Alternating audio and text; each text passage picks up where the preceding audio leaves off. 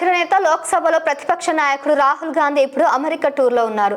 Narendra Modi నేతృత్వ NDA సర్కారు విధానాలను ఎండగడుతూ మతవాద పోకడలను వ్యతిరేకిస్తూ మాట్లాడుతున్నారు. ఈ క్రమంలో డెలాస్ నగరంలో నిర్వహించిన సభ ఒకంత స్పెషల్ గా కనిపించింది.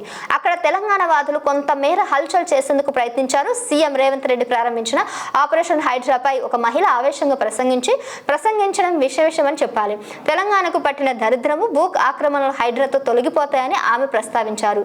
దాదాపు 200 మంది మాత్రం డిఫరెంట్ గా కనిపించారు. వారిలో సగం మంది మంత్రి ఉత్తమ్ కుమార్ రెడ్డి అభిమానులుగాను, మరో సగం మంది మంత్రి పొంగిలేటి శ్రీనివాసరెడ్డి అనుచరులుగాను చెప్పుకోవాల్సి వస్తుంది. ఎందుకంటే వాళ్ళంతా తమ అభిమాన నాయకుల ఫోటోలతో ఉన్న అంగీలను ధరించి వచ్చారు. పైగా అంగీలు వీడియోల్లో పడాలని వాళ్ళు ఎంతో తీవ్ర ప్రయత్నాలు చేశారు.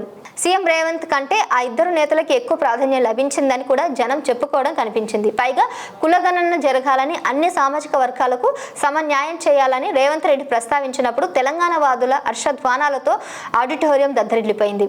ఎన్నికల ముందు నుంచే ఉత్తమ్ కుమార్ రెడ్డి సీఎం రేసులో ఉన్నారు. పార్టీ గెలిచిన తర్వాత పొంగులేటి శ్రీనివాసరెడ్డి ఇప్పుడు బాగా బలపడుతున్నారు.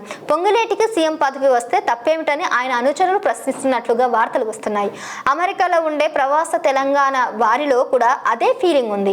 సీఎం రేవంత్ కంటే తమ అభిమాన నాయకుడు ముఖ్యమంత్రి పీఠంపై కూర్చుంటే చూడాలన్న కోరిక వారికి ఉన్నట్లుగా కనిపించింది.